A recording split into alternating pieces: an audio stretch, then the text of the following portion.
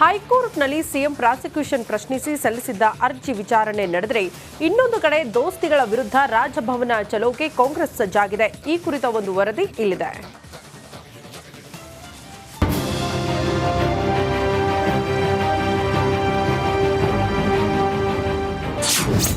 ದೋಸ್ತಿ ವಿರುದ್ಧ ಕಾಂಗ್ರೆಸ್ ಸಮರ, ರಾಜಭವನ ಚಲೋ ನಡೆಸಿ ಆಕ್ರೋಶ. ಸಿಎಂ ಸಿದ್ದರಾಮಯ್ಯ ವಿರುದ್ಧದ ಮುಡಾ ಕೇಸ್ ವಿಚಾರವಾಗಿ ಮಾತ್ರ ಪ್ರಾಸಿಕ್ಯೂಷನ್ಗೆ ಅನುಮತಿ ನೀಡಿದೆ. ಆದರೆ ಬೇರೆ ನಾಯಕರ ವಿರುದ್ಧದ ಕೇಸ್ಗೆ ಪ್ರಾಸಿಕ್ಯೂಷನ್ ಅನುಮತಿ ನೀಡದಿದ್ದಕ್ಕೆ ಕಾಂಗ್ರೆಸ್ ಕೆಂಡವಾಗಿದೆ. ಹೀಗಾಗಿ ಬಿಜೆಪಿ ಜೆಡಿಎಸ್ನಲ್ಲಿರುವ ನಾಯಕರ ವಿರುದ್ಧದ ಕೇಸ್ಗಳನ್ನು ಪ್ರಾಸಿಕ್ಯೂಷನ್ಗೆ ನೀಡಬೇಕೆಂದು ಆಗ್ರಹಿಸಿ ಕಾಂಗ್ರೆಸ್ ರಾಜಭವನ ಚಲೋ ನಡೆಸಲಿದೆ. ಯಾವ ತನಿಖಾ ಸಂಸ್ಥೆನೂ ಕೂಡ ತನಿಖೆ ಮಾಡಿಲ್ಲ. SIT ಆಗಲಿ ಅಥವಾ ಲೋಕಾಯುಕ್ತ ಆಗಲಿ ಅಥವಾ ನಮ್ಮ ಪೊಲೀಸ್ ಆಗಲಿ ಯಾರೂ ಕೂಡ ತನಿಖೆ ಮಾಡಿಲ್ಲ. ಅದೇ ರೀತಿ ಜನಾರ್ದನ್ ರೆಡ್ಡಿ ಅವ್ರ ಮೇಲೆ, ಕುಮಾರಸ್ವಾಮಿ ಅವ್ರ ಮೇಲೆ, ಶ್ರೀಮತಿ ಶಶಿಕಲಾ ಜೊಲ್ಲೆ ಅವ್ರ ಮೇಲೆ ಮತ್ತು ನಮ್ಮ ನಿರಾಣಿಯವರು ಇವ್ರ ಮೇಲೆಲ್ಲ ಲೋಕಾಯುಕ್ತ ತನಿಖೆ ಆಗಿದೆ.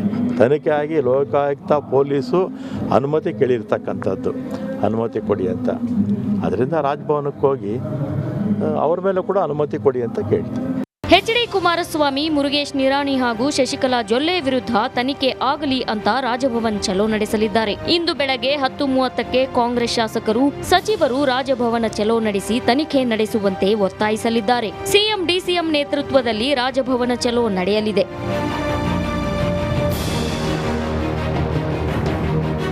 ರಾಜಭವನದವರೆಗೆ ತೆರಳಿ ಬಳಿಕ ರಾಜ್ಯಪಾಲರಿಗೆ ಬೇರೆ ಕೇಸ್ಗಳನ್ನು ತನಿಖೆಗೆ ನೀಡುವಂತೆ ಮನವಿ ಮಾಡಲಿದ್ದಾರೆ. ಇಂದು ಇನ್ಯಾವ ಹೈ ಡ್ರಾಮಾ ನಡೆಯುತ್ತೆ ಅಂತ ನೋಡಬೇಕು. Bureau report, republic Kannada. ಪ್ರವಾಹದ ಆರ್ಭಟ ಇನ್ನೇನು ಕಡಿಮೆ ಆಯಿತು ಅಂತ ಆ ನದಿ ತೀರದ ಜನ ನಿಟ್ಟುಸಿರು ಬಿಟ್ಟಿದ್ರು. ಆದರೆ ಇದೀಗ ಮತ್ತೆ ನದಿ ಆರ್ಭಟ ಜೋರಾಗ್ಬಿಟ್ಟಿದೆ. ಜಲಪ್ರವಾಹಕ್ಕೆ ನಲುಗಿ ಹೋಗಿದ್ದಾರೆ ಆ ಭಾಗದ ಜನ. ಎಲ್ಲಿ ಏನಾಯಿತು ಆ ಕುರಿತ ಸ್ಟೋರಿ ಇಲ್ಲಿದೆ ನೋಡಿ. ಮಹಾರಾಷ್ಟ್ರದಲ್ಲಿ ಸತತವಾಗಿ ಸುರಿಯುತ್ತಿರತಕ್ಕಂಥ ಮಳೆಯಿಂದಾಗಿ ಕರ್ನಾಟಕದಲ್ಲಿ ಇವತ್ತಿನ ದಿವಸ ಪ್ರವಾಹ ಭೀತಿ ಹೆಚ್ಚಾಗ್ತಾ ಇದೆ.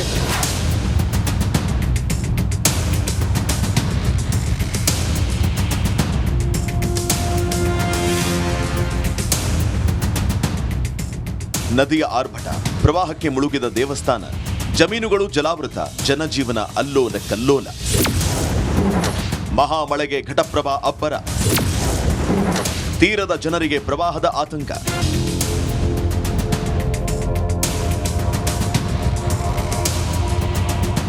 ಮಹಾರಾಷ್ಟ್ರದಲ್ಲಿ ಸುರಿದ ಧಾರಾಕಾರ ಮಳೆಗೆ ರಾಜ್ಯದಲ್ಲಿ ಪ್ರವಾಹದ ಆತಂಕ ಶುರುವಾಗಿದೆ. ಬಾಗಲಕೋಟೆ ಜಿಲ್ಲೆ ಮುಧೋಳ ತಾಲೂಕಿನ ಮಾಚಕನೂರು ಗ್ರಾಮದಲ್ಲಿ ಘಟಪ್ರಭಾ ಆರ್ಭಟ ಜೋರಾಗಿದೆ. ಗ್ರಾಮಸ್ಥರಲ್ಲಿ ಪ್ರವಾಹದ ಭೀತಿ ಶುರುವಾಗಿದೆ.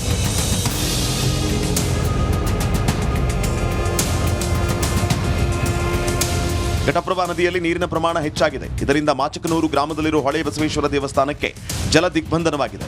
ದೇವಸ್ಥಾನದೊಳಗೆ 10 ಅಡಿಯಷ್ಟು ನೀರಿದ್ದು ದೇವರ ದರ್ಶನ, ಪೂಜೆ ಬಂದ್ ಮಾಡಲಾಗಿದೆ. ನದಿ ದಡದಲ್ಲೇ ಹೊಳೆ ಬಸವೇಶ್ವರ ಉತ್ಸವ ಮೂರ್ತಿ ಪ್ರತಿಷ್ಠಾಪನೆ ಮಾಡಿ ಪೂಜಿಸಲಾಗ್ತಾ ಇದೆ.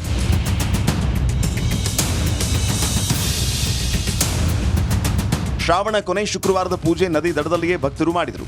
ಇನ್ನು ತುಂಬಿದ ನದಿಯಲ್ಲಿ ಕೆಲವರು ಈಜಿ ದೇವಸ್ಥಾನಕ್ಕೆ ಆಗಮಿಸಿದರು. ಉಕ್ಕಿ ಹರಿಯುವ ನದಿಯಲ್ಲಿ ಮಕ್ಕಳು ನೀರಾಟ ಆಡ್ತಾ ದುಸ್ಸಾಹಸ ತೋರಿದರು. ಆರಂಭದ ಫಸ್ಟ್ನೇ ಅಮಾಸಿ ರವಿವಾರ ಅಮಾಸಿ ಸರ್, ಅವತ್ತಾದರೂ ದೇವಸ್ಥಾನ ಫಸ್ಟಿಗೆ ನೀರಾಗೈತೆ ರೀ. ರವಿವಾರ ದಿವಸ ಹೊಳೆ 1ನೇ ಸೋಮವಾರ ನೀರಾಗೈತೆ ರೀ. 2ನೇ ಸೋಮವಾರ 3ನೇ ಸೋಮವಾರ ಫುಲ್ ಆಯ್ತು ರೀ. ಹೊಳ್ಳೆ 3ನೇ ಸೋಮವಾರ ಸ್ವಲ್ಪ ಬರಕತ್ತ. ಈಗ 4 ದಿವಸ ಹೆಚ್ಚಿಗೆ ಬರಕತ್ತೆ ರೀ. ಅದು ಸೋಮವಾರ, ಮಂಗಳವಾರ, ಬುಧವಾರ, ಗುರುವಾರ, ಇವತ್ತು ಶುಕ್ರವಾರ 5 ದಿವಸ ಆದ್ಮೇಲೆ ಇವತ್ತು ಬರಕೈತಿ. ನಾವು ಬುಧವಾರ ಮಟ್ಟ ಪೂಜೆ ಮಾಡ್ತಾರೆ ಅಲ್ಲೇ ಒಳಗೆ.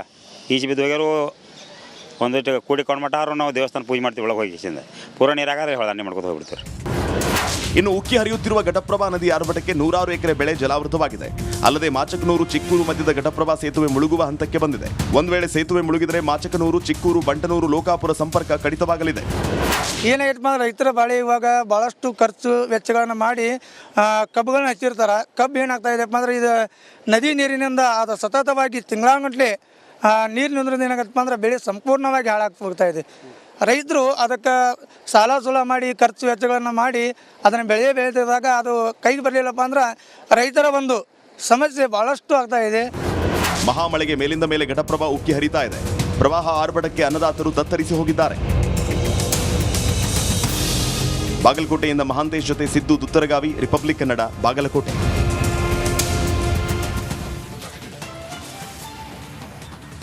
ನೀವೇನಾದ್ರೂ ಆ ರಸ್ತೆಯಲ್ಲಿ ಹೋಗ್ಬೇಕು ಅಂದ್ರೆ ನಿಮ್ಮ ಗುಂಡಿಗೆ ಗಟ್ಟಿ ಇರಬೇಕು. ಸ್ವಲ್ಪ ಯಾಮಾರಿದ್ರೂ ಜೀವಕ್ಕೆ ಕುತ್ತು ತಪ್ಪಿದ್ದಲ್ಲ.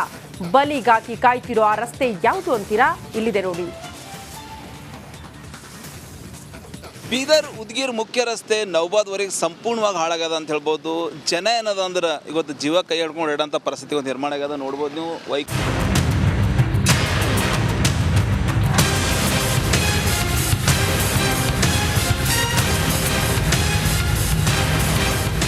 ಅಪ್ಪಪ್ಪ, ಇದೇನು ರೋಡ? ಎಲ್ಲಿ ನೋಡಿದ್ರು ಗುಂಡಿಗಳದ್ದೇ ದರ್ಬಾರ್. ನೀವೇನಾದರೂ ಇಲ್ಲಿ ಸಂಚರಿಸ್ತೀರಿ ಅಂದರೆ ನಿಮ್ಮ ಗುಂಡಿಗೆ ಗಟ್ಟಿ ಇರಬೇಕು. ಏನಾದರೂ ಯಾಮಾರಿದ್ರೆ ಕತೆ ಅಷ್ಟೇ.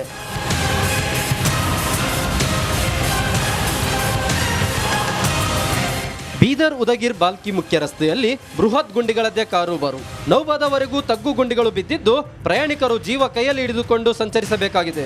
ಅಲ್ಲದೆ ರಸ್ತೆಯಲ್ಲಿನ ಡಾಂಬಾ ಸಂಪೂರ್ಣ ಕಿತ್ತು ಹೋಗಿದ್ದು ಜನರು ನಿತ್ಯ ನರಕ ಅನುಭವಿಸುತ್ತಿದ್ದಾರೆ.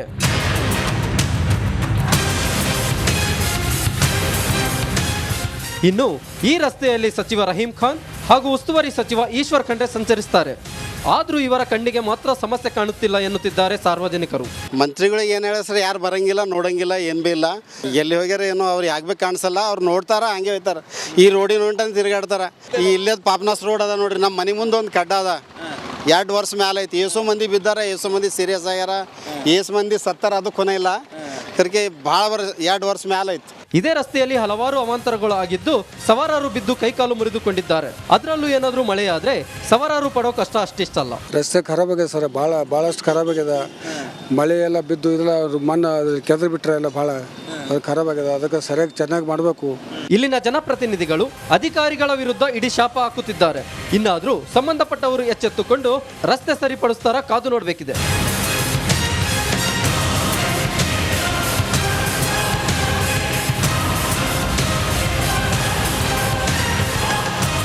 ನನ್ನ ಬಳ್ಳಾರಿಗೆ ಎತ್ತಂಗಡಿ ಮಾಡಿಸಿದೆ. ರೌಡಿ ಶೀಟರ್ಗಳ ಸಹವಾಸ ಪೊರ್ಕಿಗೆ ಮತ್ತೊಂದು ಸಂಕಷ್ಟವನ್ನ ತಂದೊಡ್ಡಿದೆ. ದರ್ಶನ್ ಬೇಲ್ಗೆ ಕೊಡಲಿ ಏಟು ಹಾಕಲಿದೆ. ಹೇಗೆ ಅಂತೀರಾ? ಈ ಸ್ಟೋರಿ ನೋಡಿ.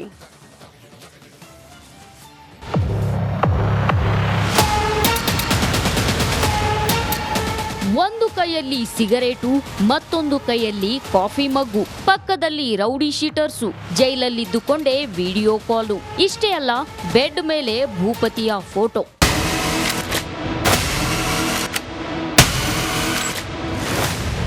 ಇದೇ ಫೋಟೋಗಳು ಪರಪ್ಪನ ಅಗ್ರಹಾರದಲ್ಲಿ ಕಳ್ಳಾಟವಾಡಿದ್ದ ಕಾಟೇರನಿಗೆ ಇದೇ ಫೋಟೋಗಳು ಮುಳುವಾಗಿ ಬಿಟ್ಟಿದೆ. ಬೆಂಗಳೂರಿನ ಸೆಂಟ್ರಲ್ ಜೈಲಿನಿಂದ ಪೊರ್ಕಿಯನ್ನ ಬಳ್ಳಾರಿ ಜೈಲಿಗೆ ಎತ್ತಂಗಡಿ ಮಾಡಿಸಿದೆ. ಇಷ್ಟೇ ಅಲ್ಲ, ದರ್ಶನ್ ಬೇಲ್ಗೂ ಇದು ಕಂಟಕವಾಗೋದ್ರಲ್ಲಿ ಯಾವುದೇ ಅನುಮಾನವಿಲ್ಲ.